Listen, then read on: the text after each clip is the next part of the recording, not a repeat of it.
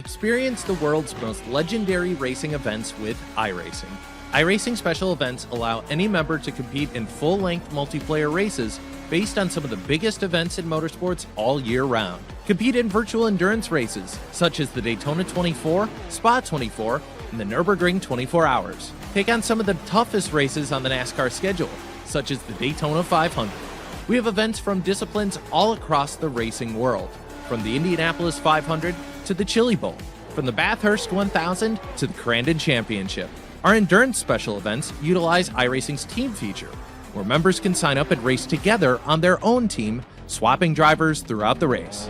Other events utilize iRacing Super Sessions, where you're not only racing against those on track, but against every driver taking part.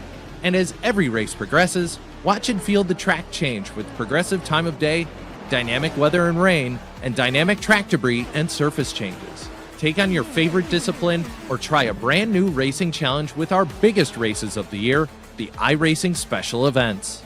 Learn more at iracing.com/special-events.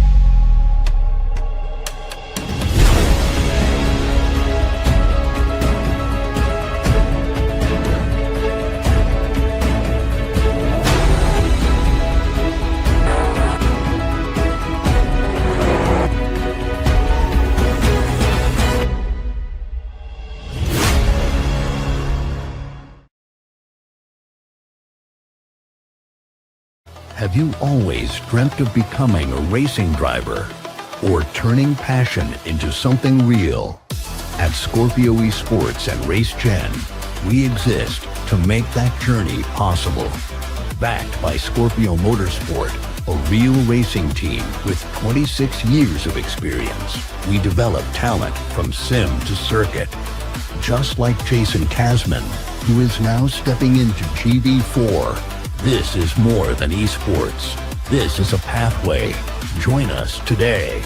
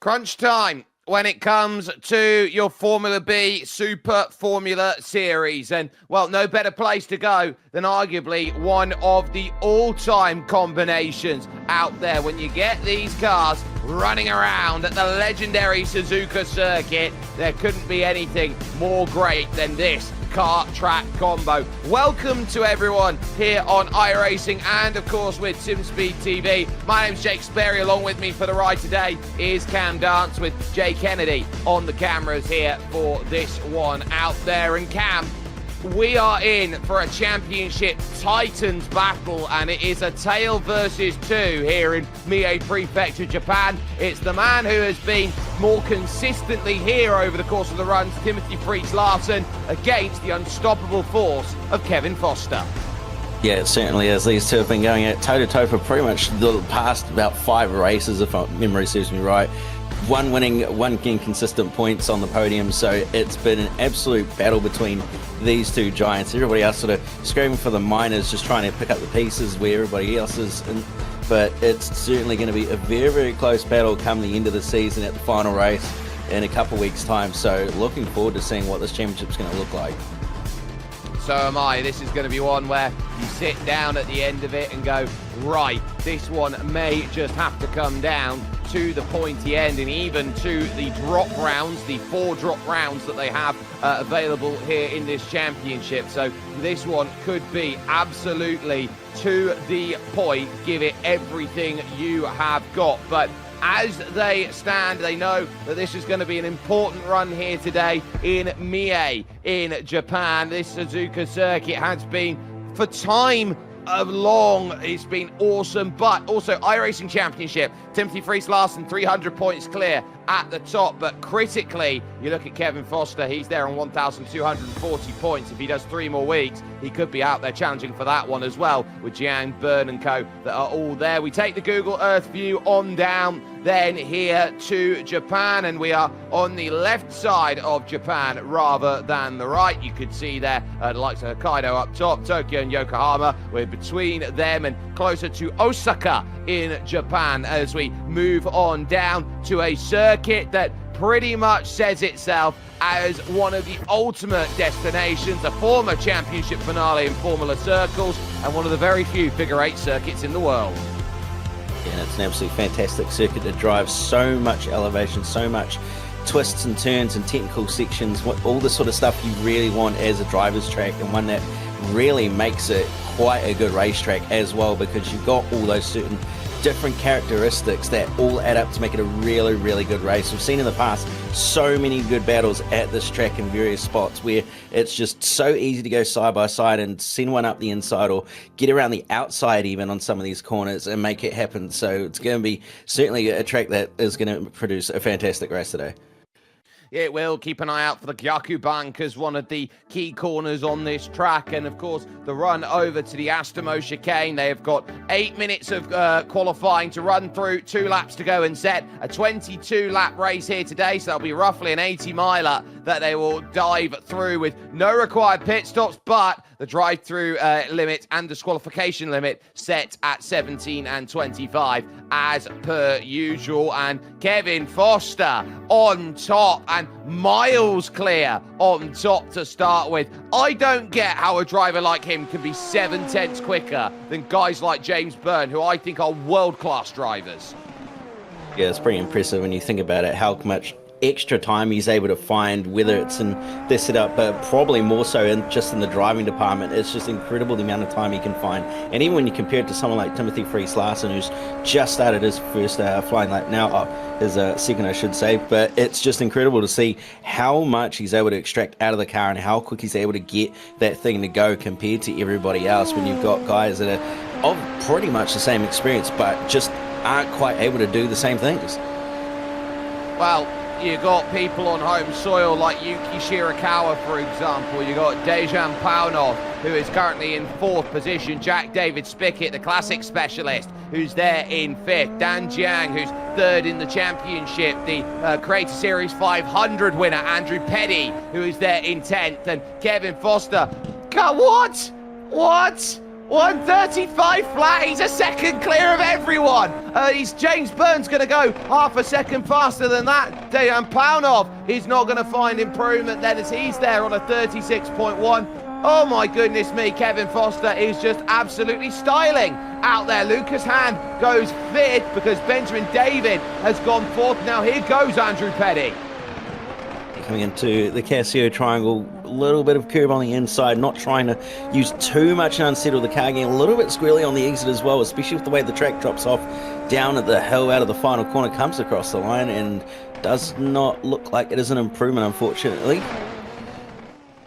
It's going to sting, and Timothy Fries-Larsen knows he's only got 1 lap, 1 opportunity, bouncing the Scorpio Esports machine over towards the line. Short shoot run, what's it going to be? It's a 35.2. He's shy by, well, 35.3 even. He's shy by 3/10. still on Kevin Foster. Rojan Sener now looking to try and push then. He's 12th currently as he now makes the break for the line and improves to a 35.6, which is good enough for the 4th row. Chris Rosenkrantz has one more lap available, and here's someone who could go and siphon pole position away if he's got the magic to get it done. A 35.4 on the first attempt, good enough for the 2nd row. I've got a feeling he wants a bit more than that in the Simpson machine. Yeah, it's a pretty good lap for the first lap as well when you consider what everybody else has been doing, with the exception of Kevin Foster, of course, but he's on pace at the moment, looking pretty good at the moment, so this could be a threat for pole. And we saw in previous weeks that he's been pretty quick, has been missing in a couple of races as well, but it'll be interesting to see what he can do here today.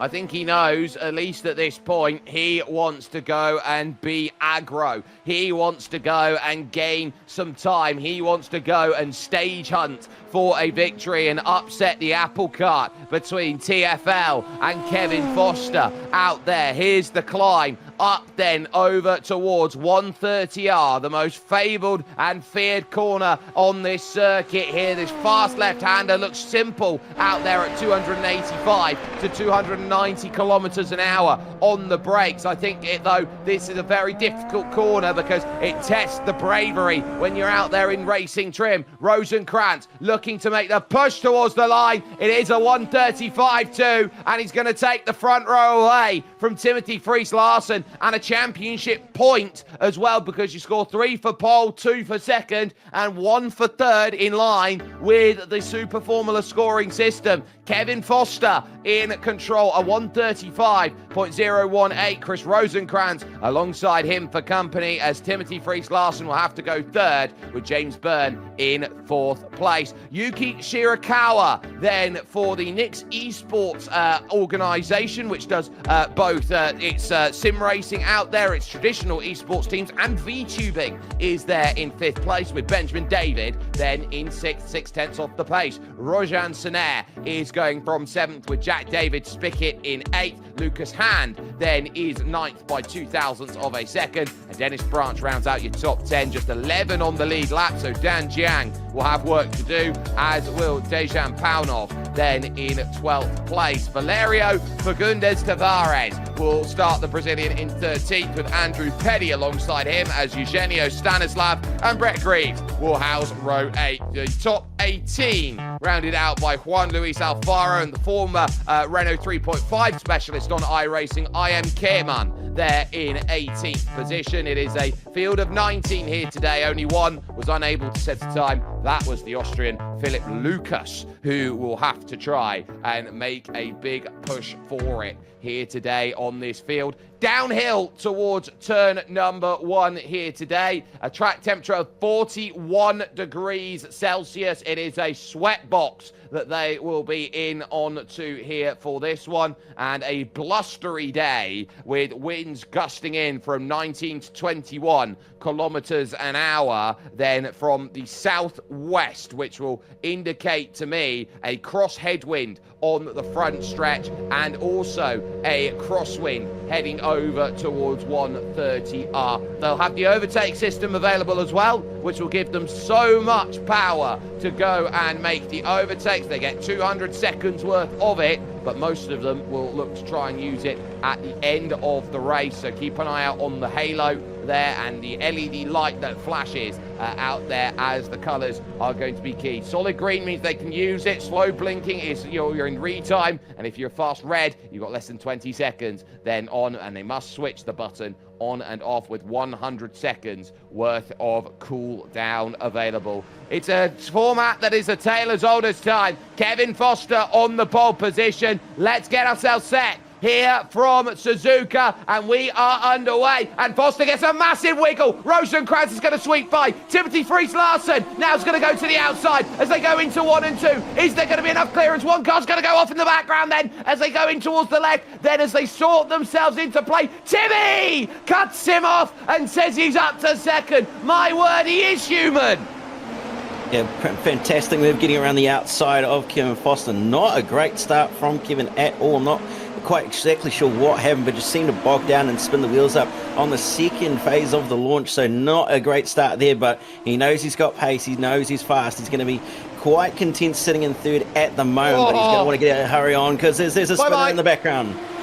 That's a big old spin in the Force India livery for Benjamin David, who retires the car from the race on that. It's something that looked very, very not right with his steering inputs out there as he went through. So obviously something not playing the way that he desired, but they now work through 200 right and over to Spoon here for the first time. Chris Rosenkrantz leading this one, then Timothy Fries-Larsen, Kevin Foster in third, James Byrne, and then Yuki Shirakawa on home soil, who sets retime in play for Rosenkrantz, for Rojan Sener and Lucas Hahn as they work through. If you see the orange, the green chevrons, that's the indication they are using the seconds available to go and push. To the Astamo chicane for the first time, big spin in the back. It's Jack David Spickett through 130R in the barriers.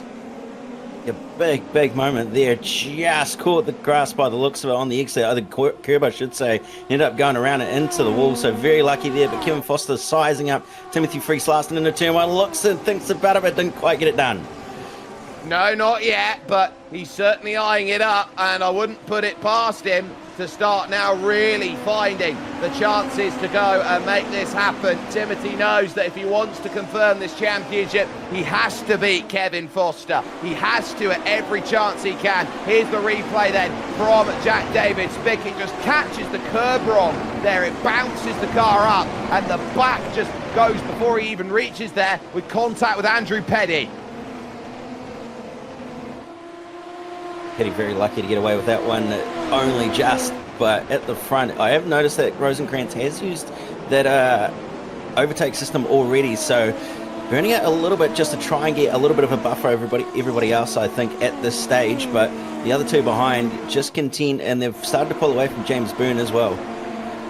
Let's take a look at this. This was turn one, lap one, Benjamin David, wide as he went through, and then as he just grabbed it, look, the car just, oh my goodness, I've never seen anything like that, Cam. He's just been so heavy over that left-hand side curb that the suspension just caved and gave way.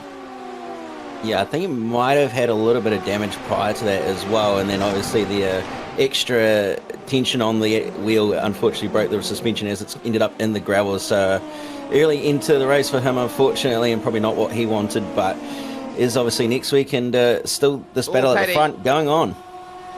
Andrew Petty's gone around now as well, so he's really struggled, and he lights up the tyres and goes to the back of the field. The Astamo chicane takes its victim as he had to park himself on the old 90s pit exit then as he went by. So real troubles out there for Andrew. Maybe there is a little bit of imbalance there on the front of his machinery right now, as it's currently those three that you set with: Rosenkrantz, Larsen, Foster, James Byrne currently in that fourth position. He's having to deal with a three-car train of his own, but he's starting to pull away from Yuki Shirakawa here, and there you can see the suspension, and this will tell you everything about just how bumpy bang there it just goes and just lets go. I've never seen it like that. Obviously he must have had a tap earlier on in the lap for it to just give way in that sort of way. It's not normal to see something like that on iRacing.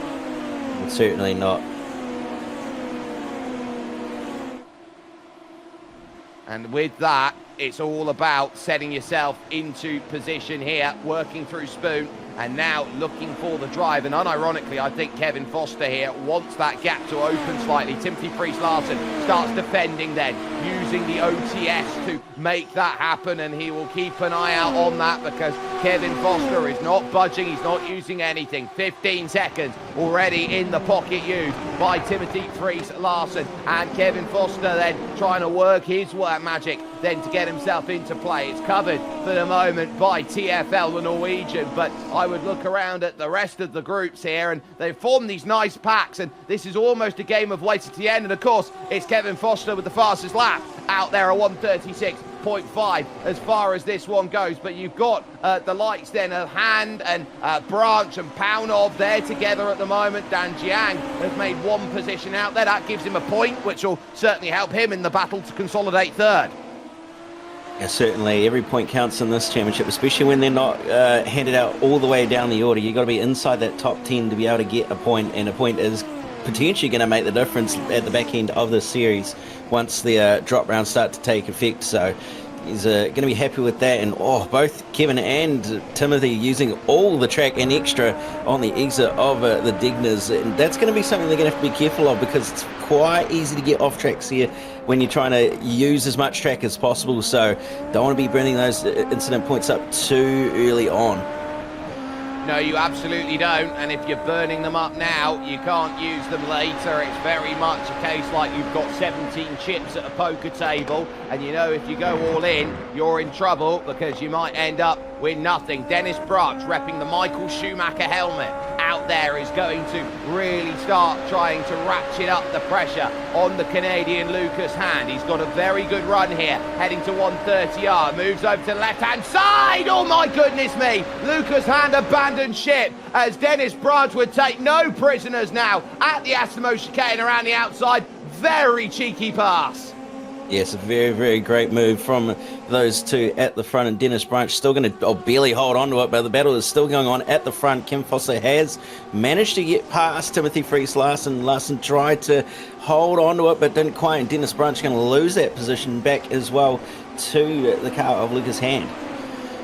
First time he's used the overtake system, and he comfortably dispatches then a Timothy Fries-Larsen on the run to 130R. So a lovely pass that has set itself up into motion. Kevin now with 2 seconds to chase down Chris Rosenkrantz, who leads. But look at the battery burn that he has used to that OTS. He's only got 24 seconds left. I think that's a desperation run away as fast as I can. Yeah, I'd hazard a guess that's probably what's happened. You wouldn't burn all of it within the space of only a handful of laps. I mean, we're not even at lap 10 yet. We're not even a quarter distance. So he's going to have absolutely nothing left. But if he can have enough of a buffer and he gets to the end of the race on the last lap where he's got to use it, he might just be able to save himself. But we'll have to wait and see, because we know how quick Kevin Foster is. But at the same time, that battle between him and Larsen is going to be quite heated. And I imagine those two not going to want to just work together, but also going to want to try and beat each other in terms of who wants to get the most points. Yeah, and we know that Kevin Foster, when he's turned up here on a Saturday night, he has been invincible, 4 for 4 out there in these races. You look at Timothy Fries-Larsen, he's certainly not been as good in that regard, but he has been playing the long game, picking up the points hauls, making sure he's got that, but he knows he's had a couple of bad rounds. He's got a 1 point as his worst drop out there has Timothy Fries-Larsen at the moment. Third, Shirakawa, then Rojan Soner in 6th place. They're all there behind. A mistake, though, for Lucas Hand, as he managed to get the place back on Dennis Branch, and well, Dennis is going to have another look to get it back, and then you've got Dejan Paunov, and then you've got Dan Jiang, who will be looking at the three of them going, I'd quite like all of them. Yeah, absolutely right, and Paunov is starting to become a little bit of a threat to Branch as well. He looked like he might have tried to make a move on the front straight that last time by, but didn't quite decide to do it. So Jiang going to be coming into this battle nicely, and also don't forget Tavares is not too far behind as well, so could quickly end up with a little 5-car fight here for some handy points. Oh, I love the combination between Dennis Branch and Lucas Hand. Dennis on the radio, you're killing me here, Lucas. You're making mistakes, you're costing me time. And Lucas just snaps back with, I know, I should have practiced, shouldn't I? Well, that usually does help. Oh, well, I'll tell you what, for someone who's, quote, not practiced, he's doing very well in 7th place here, and he's giving everybody something to think about here for the final few points out there to get to the top 10. Dan Jiang lining up a big lunge to the inside. Paunov's in the grass, and he's going to go around for it. He was spooked by how far back he came from. And he did touch the grass as well, which didn't help at all, when that would have sent him around quite easily. But I don't think he was expecting Jiang to get up the inside there, and that's what caused him to lose focus on where he was actually going. So unfortunate there, but that's going to take the pressure off Dennis Branch in hand and allow Jiang to have a little bit of clean air as well to catch up with these two in front of him. Another look of it here Dan Jiang having a lovely lunge down the inside, and there's the grass grab, and he's tried so hard to try and hold that together, and ultimately that is one where you just say, look, it's 360, there's nothing I can do about it. He drops all the way back to last in the pack now in 17th position, but you look over here at I Am Keman here, he has kept his eyes firmly on Valerio Fagundes Tavares and has said, look, what can I do? This is Tavares' view of it, and I will sneak on by. Yeah, and he'll take those points to the bank as well at the same time as he hunts down at Dan Jiang, who's not too far up the road at the moment. Now with Dan Jiang sitting in 9th place, he will probably be saying, look, I've got to do my best to get close enough here. It's a very tough circuit to set up for, and it's one where I think you've got to be very worried about how much dirty air you are kicking up, because you've got the difference between, do I want to be good at straight line or do I want to be good at all these corners out there? It's a case of you're playing the trade-off. Kevin Foster again, fastest lap of 36.2 on that go around, 2/10 off of Chris Rosenkrantz. Slowly chipping away at that gap at the moment. Not doing a huge amount, but just slowly chipping away each and every lap. He's still got plenty of time, got just over 15 laps to go here. So he's not in a huge rush here, and he's pulling away from Timothy Friis-Larsen as well as Kevin Foster. So that gap's starting to build out, and unfortunately a second place finish is slowly fading away from Timothy Friis-Larsen here. Yeah, he's falling into an island on his own, and that's been the story of his season. He's been getting podiums, but not consistent ones, or out there of the big scoring variety, and this is where Kevin Foster has been just keeping the pressure on in the second half. He only joined on a part-time basis. He missed the opening 5 rounds of the season, but he's been so faultless, has Kevin Foster. This is the first time he's really been put under pressure, and it's Chris Rosenkrantz who has run very hot and cold. He has been lightning quick at some rounds as Chris. Other rounds he has been just completely MIA in terms of what he needs. And Kevin Foster just using a couple there seconds of OTS just to pull him another 1/10 of a second along here. So Chris Rosenkrantz now sees that gap go 1.7 to 1.5 as they now work into the Asimo chicane once again. Burning fourth, Shirakawa in 5th, and I look around at this is going to be a slow burn, and you know, I think it's the old Australian adage, I'd rather do you slowly.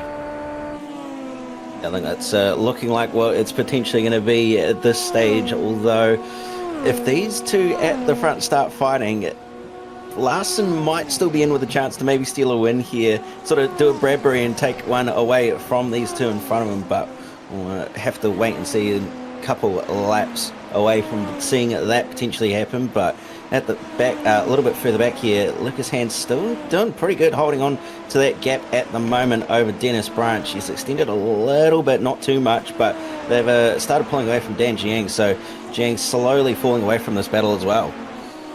37.8 on that last lap from Dan Jiang, and Valerio Fagundes Tavares took 0.6 of a second out of him. A change for position as Brett Greaves, well, he's off.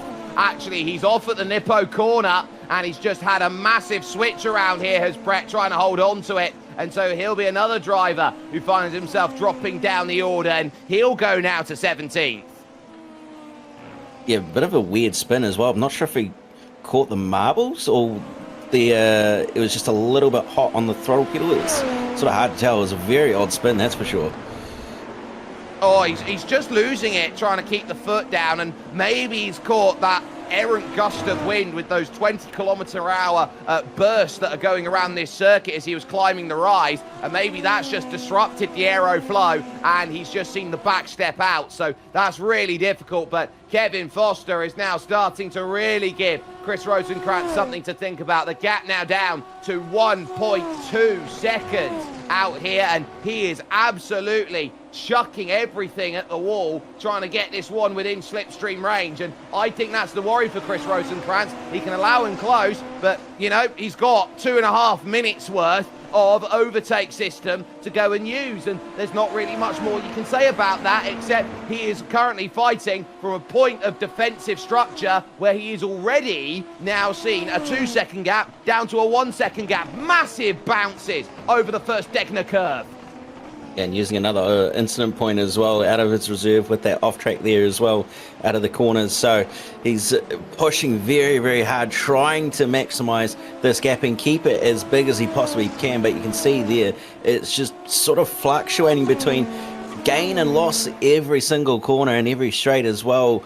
It's not a lot in it, but it's going to get to the point where he's going to have to either, I guess, put up the white flag, or he's going to have to really work hard to hold on to this. And Kevin Foster on the button again, so that gap is going to quickly come down here. Yep, again, closing it down 0.7 of a second now through 130R. He will be looming like a rising threat here. The Jaws music starting to play here, and for 0.3 of a second, it was under braking for the Aston chicane. Rosenkrantz needing to run away and run away quick right now as we tick over towards lap 11 here of 22. A 36.4 again from Chris Rosenkrantz. This time a 35.9 from Kevin Foster, who just keeps on putting lap after lap after lap into the daggers of Chris Rosenkrantz there. Look at it. He's taken out a second in 3 laps. It's now really close, and he's going to be at the point where he's going to be a proper threat for Rosenkrantz here. And it's going to be not a matter of if, it's going to be a matter of when, and I'd say that when is quickly coming. That when is Dejan Paunov not happy on the radio with Andrew Petty, who has held his position going through into turn 1. There was almost contact between them. Watch this down the hill. Look, he gets a massive wiggle, and then watch this. He comes right over across. Paunov not happy, trying to give himself some room, and they rub the tyres together, and they have to be very careful about that they don't catch it wrong and jump up over another. Petty around the outside was able to hold it. A very, very nice move around the outside, but it did get very close down that front straight. I don't really understand why you'd need to squeeze someone that hard there on the front straight, but a bit of over aggressiveness, I guess, and just trying to hold positions. But they've come out the other side Rosenkrantz is actually starting to run out. He's in the red. He's got less than 20 seconds. I think this is a last-ditch effort. He's literally got nothing left. This is full defence, 5 seconds left. I think it's going to be burnt to the ground, and it is. He is out of Overtake System. Kevin Foster's got 2 minutes worth that he can do, and he can pick and choose his moment here to try and make this pass. Rosenkrantz has used everything to keep himself ahead in what has been a very valiant effort. Cayman has now spun, and that is out of the final corner, and into the pits goes Dejan Paunov, then with damage. So Cayman spinning it around all on his own.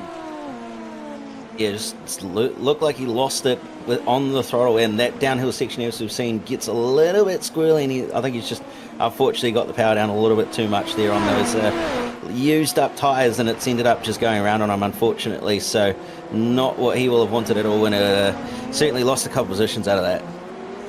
Yeah, it's going to really suck for him that he's going to be dropping down this field back to 15th. Paunov with damage to the front wing, so that's why he's come in. 11.2 second pit stop, and he'll be off and away. But to spoon curve once again here as we now head into the second half of this race. How do you want to do it? Where are you going to find it? And again, that gap is 0.6 of a second, and this is where I think you're just going to have to be patient. I think you're just going to have to be cautious here about how you go about it. Remember, there's a championship to think about for Kevin Foster. For Chris Rosenkrantz, he's just thinking about the victory. Now, in terms of a mindset, I think that's so much easier for Rosenkrantz's position.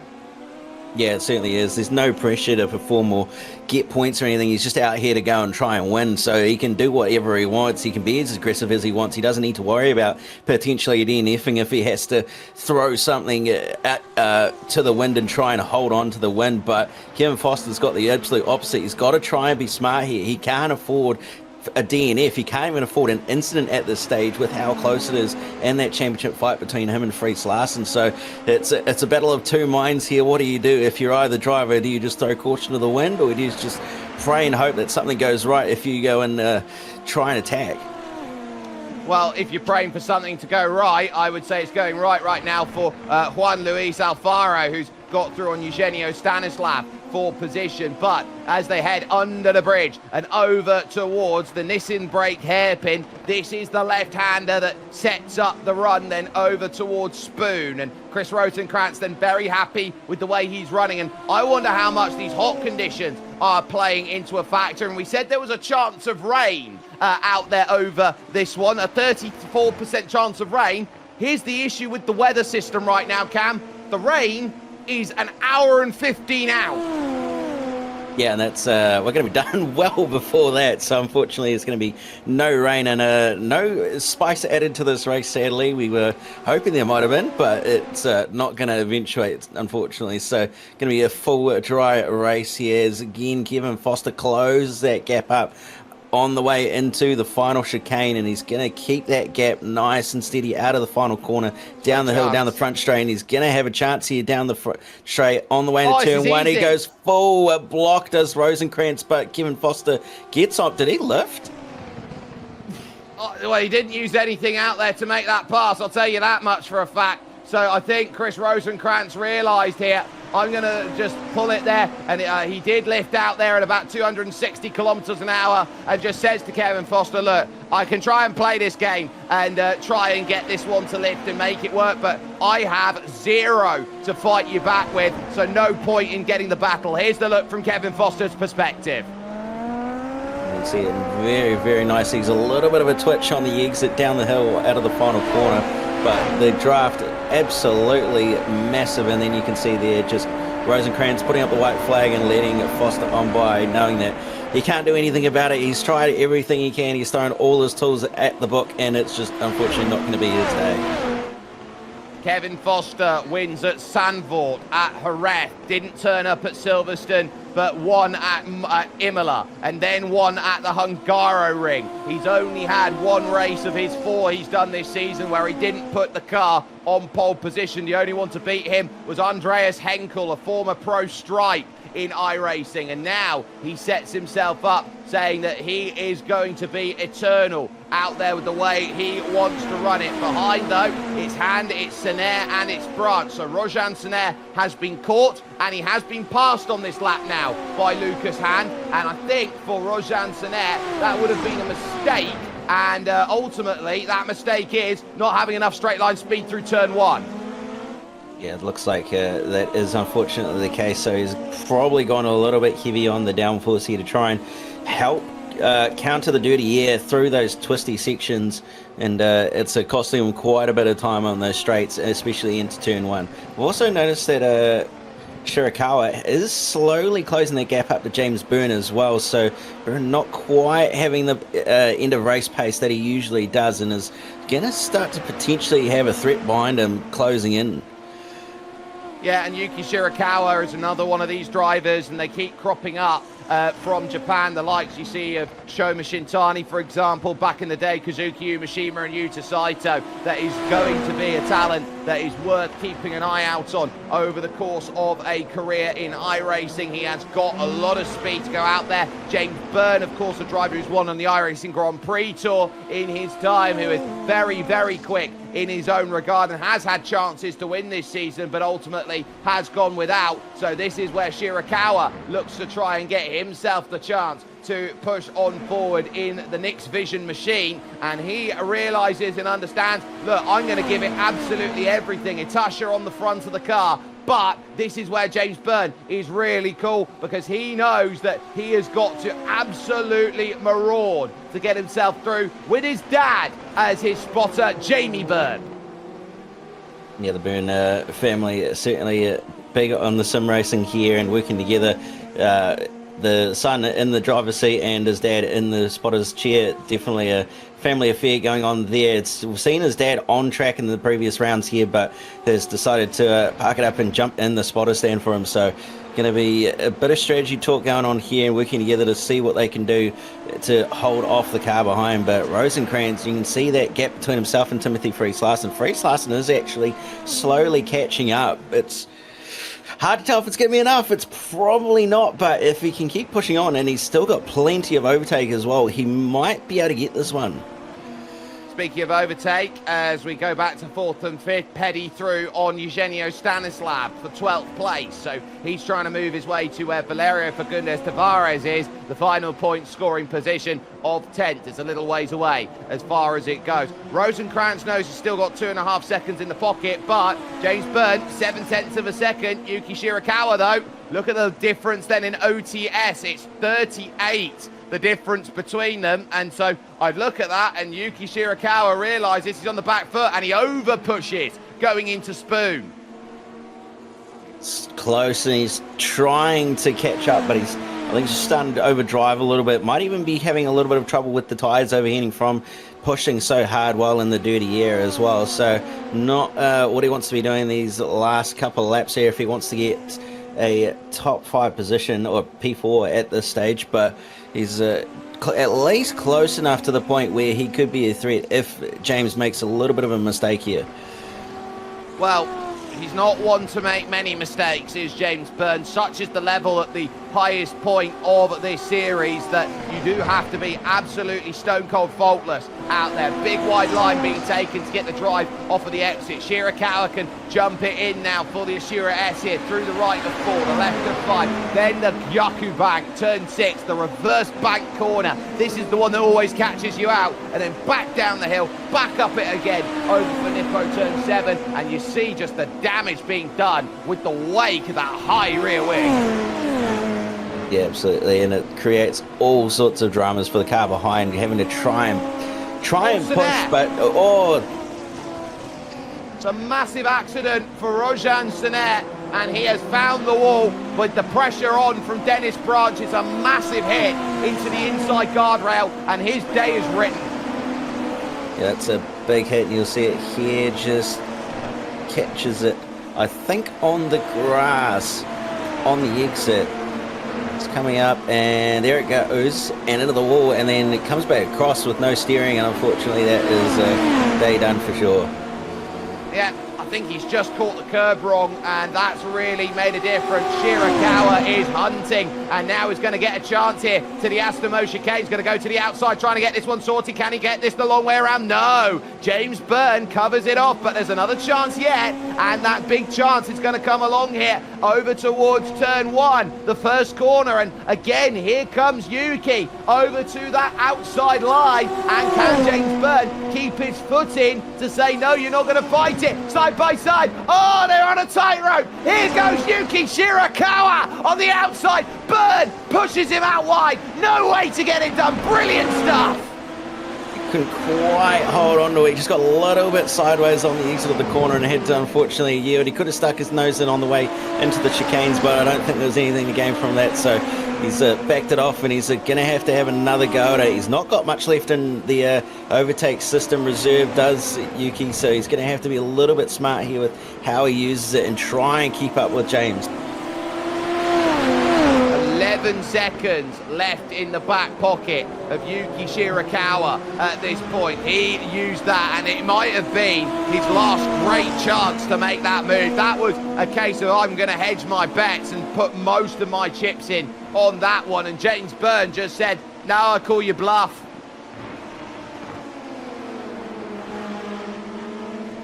Yeah, but I wouldn't rest too easy with that gap being still so close and the draft being as powerful as it is in these cars. It's certainly something you don't want to do, and there's the replay on board. Dennis Branch nearly got collected on the way past as well, so very, very lucky to get away with that. But here comes Yuki again. He's going to look to the outside, not quite. He's going to brake late though, but himself. He's pinched the inside front, and that's cost him dearly. A lock-up at the front, and that will be enough to say that he will drop out of range here of James Byrne, and eyes bigger than the belly mantra. He just was a little bit too greedy on left foot, trying to get it slowed down. Now watch Timothy Friis-Larsen, gap of 1.4 seconds. He's been taking chunks out of Chris Rosenkrantz over the last couple of laps, and Chris has got nothing to fight back with. Timothy Friis-Larsen has a minute's worth of push to go with if he wants to go and get it, and critically, 4 laps to go. This is a must-make moment in the championship picture. Timothy Friis-Larsen must get by Chris Rosenkrantz. 36.3 for Rosencrantz. Last spot. Oh, and he's got sideways on the exit of the hairpin. Very, very lucky. He's going to, I think, let's put the white flag up there again, and he's just going to let Timothy Friese-Larsen go, knowing that there was nothing he probably could have done there to try and hold on to that, as he was going to get him at some point. But he is close, and he might be able to come back at him, but I don't think so. Oh my goodness me, that pretty much says all that you want. Remember that it's 20 points for a win, it's 15 points for a second place out there. So when you consider that Kevin Foster's got the maximum 23 points, Timothy Friese-Larsen 1 bonus point for the third place in qualifying. Currently, he would drop another, currently 7 points over to it. So when you want to talk championship standings, when you want to say, look, we're as close can be on a race-by-race basis, Kevin Foster again is going to start closing that gap down by the time we look at the final 2 rounds of the season. So that is pretty much telling you all you need to know. Rosencrantz hasn't given up though. He's got nothing to fight back with except pure grit and determination. Yeah, that's all he's really got at this stage. Whatever he's got is what he's got to try and fight back, and it doesn't look like it's going to be enough, unfortunately. I'd say, especially with the fact that he's had that slide, that those tyres are probably quite second-hand at this stage. He's been pushing so hard all race to try and make something happen at the front of the field, but it's just not happened, and he's paying the price for it now, especially with all these slides and little mistakes that are unfortunately not helping him here. So he's going to at least get a podium here, that's the main thing, but it's just not going to be his day. And he'll know that next week is maybe the toughest circuit of them all in Long Beach, and then they'll finish the championship at Interlagos, which is the great place for championship finales out there. I would always have a championship finale over at Interlagos if I had my way with everything out there. But Shirakawa, he's not done with this. 9/10 to a second still. He tries to hold with what is 3 laps to go, and I think he realizes he's still got a half chance to have a sniff at something here, and this is what Yuki's really good at, just digging down deep in the face of adversity. And for the moment, James Byrne keeping him solid, keeping him at an arm's width. But we know that James Byrne has had a couple of moments where it's gone wrong, and I'd point my eyes over at Motegi. Yeah, certainly. It's not been a perfect run for James. We've seen in the past that mistakes and unfortunate luck can happen, so he's just got to put his head down here and just bring it home in these last 2 laps and make no mistakes to allow Yuki to close in. It was a 56.6 last time for James Byrne, and then 2/10 quicker for Yuki last lap, so the gap is going to be closing down slowly, but James does have that overtake advantage, so if he does need to burn it, he can use it, and going to hopefully be able to hold on to this P4 here. Well, he knows he's got stuff in the back pocket to go and work with, and he is now realising that maybe that he's got more of it. But fastest lap, 4/10 quicker, was Yuki Shirakawa. His last lap, a 10th quicker, but he needs more than a 10th. He'll probably need about 3 or 4 on this lap to go and pull him back into the range that he needs now at 9/10 of a second. And the group behind there of Hand and Branch and Dan Jiang there in 8th place, sitting there. Dan's not done. I think the Aussie wants 7th. Yeah, he's certainly starting to push here, is Jiang, and it's really might be able to get there, but it's we've seen Dennis Branch be a nice, cool, calm, collected guy, and he is on the overtake at the moment as well, so he's going to have a bit more of an advantage with the fact that Jiang's going to run out very, very shortly, and Dennis Branch nowhere near that limit at the moment, so the fighting battle may just come to a close rather quickly. It might start to go now as he ticks himself to 15 seconds worth left, and it's going to be a pure fight over to the end by the looks of this one. So Dennis Branch, knowing that he's burning his battery down to 0 on this final lap. Byrne and Shirakawa then still playing coy with what they've got available to them and how they look to push with that extra horsepower that is there and available. Working through the S's one final time, and now over through 5. Now over to turn 6 at the Yaku Bank. Nippo corner follows immediately afterwards. The greatest opening section in all of motorsport. There, the lefts and the rights of the S's, often imitated, never duplicated. But now to the Degners, these 2 right hooks compared to what you see in the first sector. Shirakawa catches a wiggle, and that will write that one into pay dirt. The gap out to 1.3 seconds, and no way of gathering this one back. Kevin Foster working his way through Spoon and down the hill for one final time. He will look over at 130R in the Astramo chicane as the last place is on this lap to go and get to. He had to dig down deep. For the first time, he didn't get a start that was befitting of a driver like him, burning all of that battery, saying that he is going to be absolutely untouchable when he gets in form like this. It's 5 wins this season out of 5 starts. Kevin Foster is infallible. Yeah, that championship charge is certainly in full force. Fries Larson will come home second, and Rosenkrantz will bring it home on the final step of the podium. Byrne going to hold on to that 4th place as well after a pretty heavy battle with Yuki Shigurakawa. Wow, what a run. Dan Jiang will end up in 8th place, and your top 10 rounding out as Andrew Petty desperately tries to get close to Juan Luis Alfaro. He is going to be just a lap or 2 shy as they come to the line. A gain of 7 for Juan Luis, who will be really happy with it. Philip Lucas from the back of the field trying to find a way by Eugenio Stanislav, and will not find that one overthrough as we all wait for the likes of I.M. Kayman, Brett Greaves and Dejan Paunov. Your last 3 coming to the line. Cam, that, I think, is a statement race. Yeah, it certainly is. I'd have to agree, and no denying that. Kevin Foster is here to play, and he's going to be here to make amends to this championship fight that's going to be going on down to the wire. I think it's a very, very tough battle between Fries Larson and him at this stage, and it's going in his favour at this rate, but anyone's guess as to what's going to happen. Another 7 points get lopped off at the top of the championship as Kevin Foster wins by 5.1 over Timothy Fries Larson. Chris Rosenkrantz gave it a red-hot go off of the front, but ends up in 3rd. James Byrne and Yuki Shirakawa are 4th and 5th as Lucas Hand finishes off in 6th, with Dennis Branch and Dan Jiang 7th and 8th. Valerio Fagundes Tavares will end up in 9th as Juan Luis Alfaro would round out your top 10 at 39 seconds adrift. Andrew Petty then would just be shy by a few tenths in 11th as Eugenio Stanislav and Philip Lucas are then 12th and 13th. Ian Kayman then would have his spin, as would Brett Greaves, and then Dejan Paunov would find himself having to replace the front wing after contact with Andrew Petty. That would put him 16th, with retirees including Rojan Senaire, Jack David Spickett and Benjamin David, who did not have any contact before the suspension caved in. He was just too heavy over the outside curb, caught it absolutely wrong,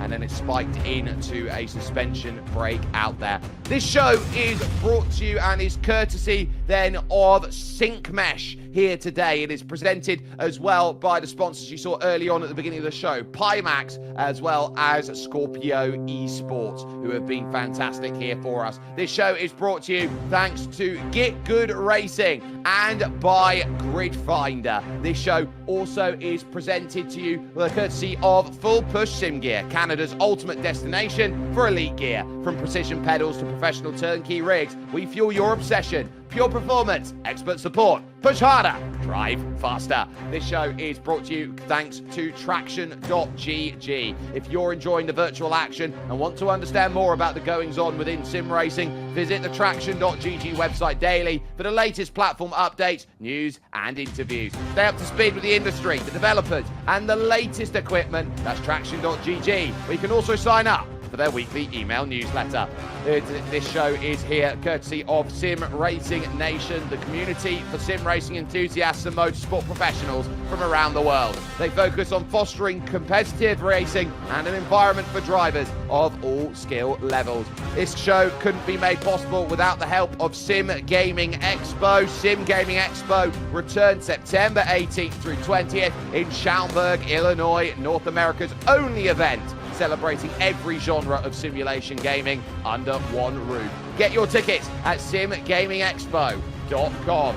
This show is broadcast presented by TDI 99. Level up with 15 years worth of racing grit. TDI delivers pro tips, quick laps, and hard truths F1 won't discuss. Follow TDI 99 on YouTube today. This race has been brought to you with the courtesy of Tamash Setups. You can take your iRacing setups to the next level with Tamash Setups. Get race-winning, well-reviewed setups for Super Formula and Super Formula Lights today. Head on over to tamashsetups.com or search for Tamash Setups on Patreon. And this show couldn't be brought to you without the Into the Apex podcast. The Into the Apex podcast follows the world of sim racing as if in a Discord on a Friday night or around the track campfire. See more at intotheapex.com. Well, a great opportunity to chat then with your drivers, and well, no better place to go with a driver that we keep talking to, Kevin Foster, who wins for the 5th time out of 5 here with us. Kevin, critically, it's damage to the championship for Timothy Larson. You take another 7 points from him, but let's talk about the start first and foremost, because it looked like you just struggled a little bit with wheel spin, 2 places gone, and you had to race that one differently. Hey, Jake, it's good to see you again. You haven't been here for the last couple of broadcasts, so yeah, happy that you're commentating on this one. Personally, I don't want to talk about the start. I can't believe I did it again. Last season, we had Suzuka on the broadcasted race, and I biffed the start, and I did the exact same thing again. I just got a good initial launch, but then halfway through the first phase of the start, releasing the second clutch paddle, I just maybe overdid it a bit and got so much wheel spin I had to completely get out of the throttle. And yeah, I was side by side with Tim through T1, good respectful space given, and then he had the inside for the S's, so I had to back out of that one. And so as far as you had to go and get this sorted, you had to methodically make your way through the field with your passes. Talk us through having to try and navigate by Timothy Fries Larson and then catching and eventually passing Chris Rosenkrantz.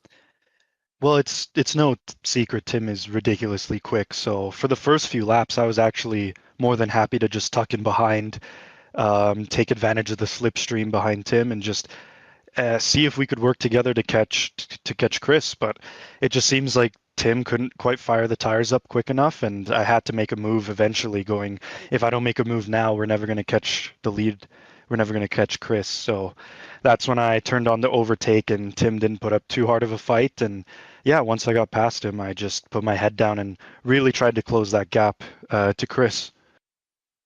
You had the opportunity to get by him. You did so quite easily. You take the win by over 5 seconds. But critically for you, there's 2 rounds left of the season, and you are absolutely red hot in form. You head, though, to maybe the toughest circuit that is out there you could possibly put yourself on. How do you feel about Long Beach? I hate to break the news, but I don't think I'm going to be making next week's No! race. I've got in real life commitments and work stuff coming up that I can't pass up on. So, if it's an opportunity where I have to give up sim racing, that it's going to make moves in my life. So, it's one or the other, and unfortunately, I won't be racing next week. Well, that is a real shame to hear, and ultimately it has been wonderful to see you out there and racing for it. So go and celebrate your 5th win this season. Kevin Foster, absolutely dominant here in today's running. Cam Dance has walked down the virtual paddock, and I'm sure there'll be some buoyant news hearing that for Timothy Fries Larson, who finished 2nd today.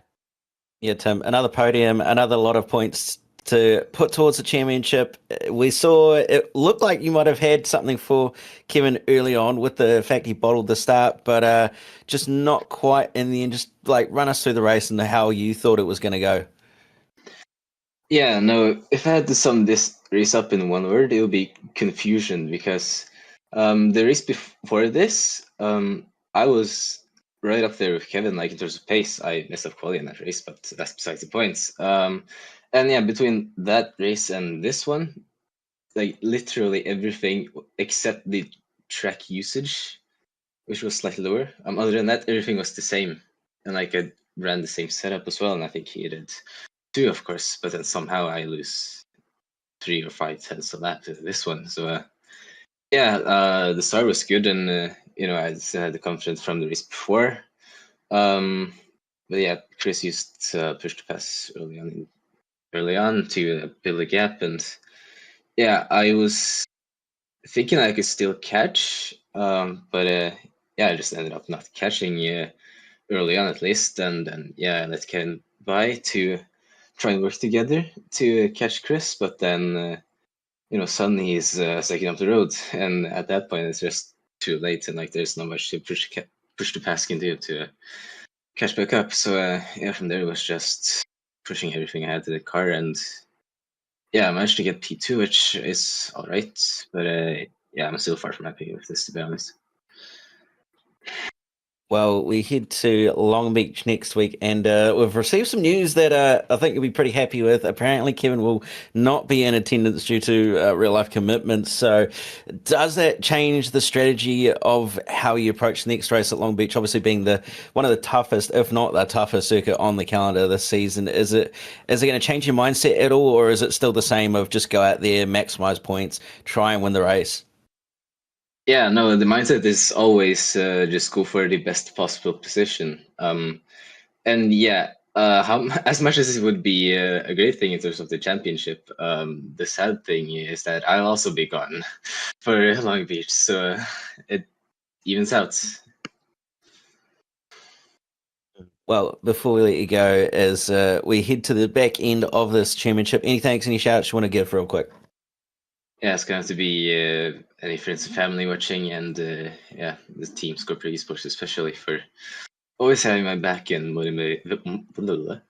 motivating me to keep pushing, and even though races don't go how it went. Well, thanks for your time, Tim, and we will hopefully see you on the top step of the podium next week, with the fact that you're not going to have such work cut out for you. But Jake, it's been another fantastic night of racing, and next week we head to the concrete jungle on the west coast of America. We absolutely do, but if my understanding is if there's no Kevin Foster and there's no Timothy Fries-Larsen, that guarantees the championship goes all the way to Interlagos, ladies and gentlemen. So while it might be a case where your top two are out, this is still a great chance to talk about the battle between Jiang and Rosenkrantz, who should move up to third in the championship, and James Byrne looking to try and score some all-important points. You can do so at maybe the toughest circuit out there at Long Beach on May 30th. You'll want to jump in on that at 8:30 GMT, 9:30 BST, or if you're out there, that's 4:30 p.m. Eastern to get yourself in with the battle that will be there on the streets of California. But from the entire team that's brought this show to you, from Jay Kennedy, from Cam Dance, and from myself, Jake Sperry, what is sim racing at its core level? There are some drivers that just defy the very, very top of what a great racing driver should be. I look around, and the only person who has come even remotely close to handing something over to Kevin Foster over the course of this season has been a pole position by Andreas Henkel, a former pro Stripe.